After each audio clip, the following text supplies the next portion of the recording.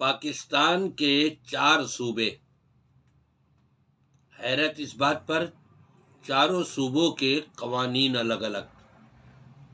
ملک پاکستان ہے، ملک ایک ہے، اس کے صوبے الگ الگ ہیں، اور ایک صوبے میں یہ قانون ہے، دوسرے میں وہ ہے، تیسرے میں وہ ہے۔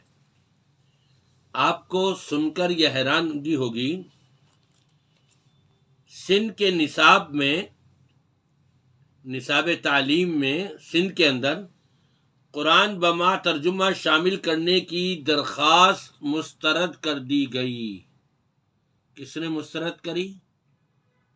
ہماری پاکستان کی عدالتوں نے۔ افسوس تو ہے اس کے اوپر۔ میں چیف جسٹس صاحب ہائی کورٹ سے ان کی خدمت میں یہ گزارش کرتا ہوں کہ ہمیں یہ تو بتا دیا جائے، کیا پاکستانی لا ہر صوبے کا الگ الگ ہے یا سب کا ایک ہونا چاہیے؟ جواب تو غالباً یہی آئے گا کہ ملک ایک ہے، پاکستان ہے، تو تمام صوبوں کا لا مشترکہ ایک ہونا چاہیے، دینی اعتبار سے بھی اور دنیاوی اعتبار سے بھی۔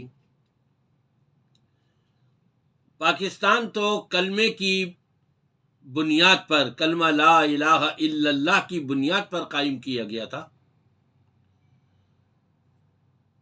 کلمہ تمام صوبوں کا ایک ہے یا الگ الگ ہے؟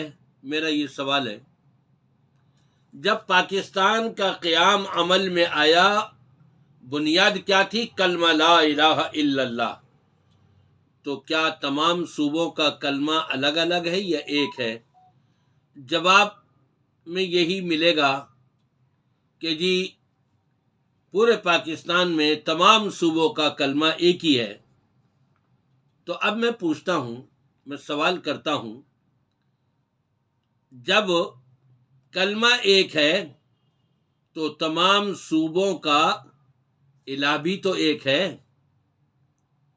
جب کلمہ ایک ہے تو تمام صوبوں کا نبی بھی تو ایک ہے۔ جب کلمہ ایک ہے تو تمام صوبوں کا دین بھی تو ایک ہے۔ جب کلمہ ایک ہے تو تمام صوبوں کا قرآن بھی تو ایک ہے۔ پھر قرآن پاک کے ساتھ، دین اسلام کے ساتھ، نبی کی تعلیمات کے ساتھ، اللہ کی بندگی کے ساتھ یہ ایسا مذاق کیوں کہ کہیں پر کچھ اور کہیں پر کچھ؟ تو پھر مجھے بتایا جائے کہ پنجاب اسمبلی نے صوبے میں قرآن پاک نصاب میں شامل کر لیا ہے، قرآن کریم کی تعلیم کو نصاب میں شامل کرنے کی منظوری دے دی ہے۔ کس نے؟ پنجاب اسمبلی میں نے۔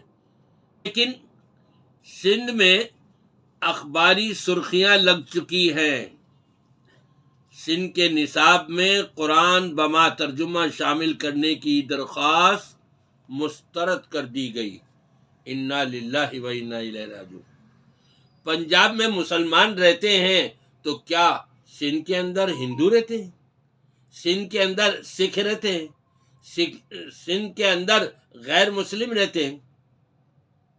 پورے پاکستان میں کسی بھی صوبے میں چلے جائیں، آپ کو اکثریت ہر صوبے میں مسلمانوں کی ملے گی، پنجاب ہو، سندھ ہو، سرحد ہو، بلوچستان ہو، کوئی سا بھی علاقہ ہو۔ تو پھر قرآن پاک کے ساتھ یہ معاملہ ایسا کیوں کیا جا رہا ہے؟ اس کو نظر انداز کیوں کیا جا رہا ہے؟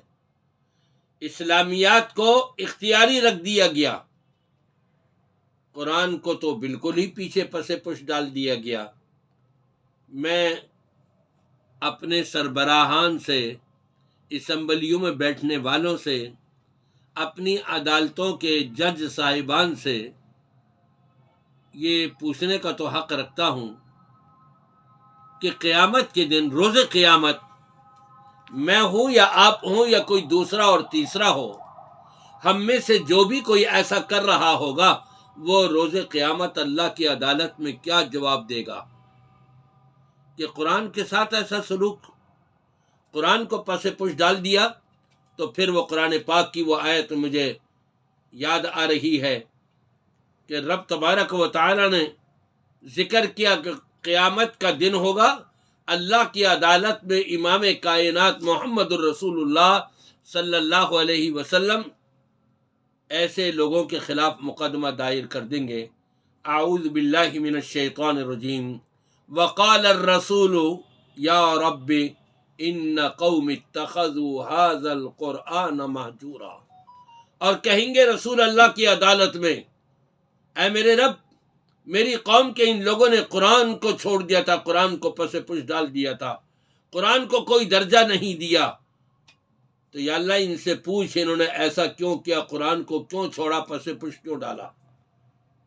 میں بھی، آپ بھی، ہمارے تمام سامعین، ہمارے تمام سربراہان، ہمارے تمام وہ علماء کرام اور کہ جو قرآن کو چھوڑ کر فقہ کی طرف دوڑ لگا رہے ہوتے ہیں، وہ بھی، اور عدالتوں میں بیٹھنے والے تمام جج صاحبان بھی ذرا اس پر غور کر لیں کہ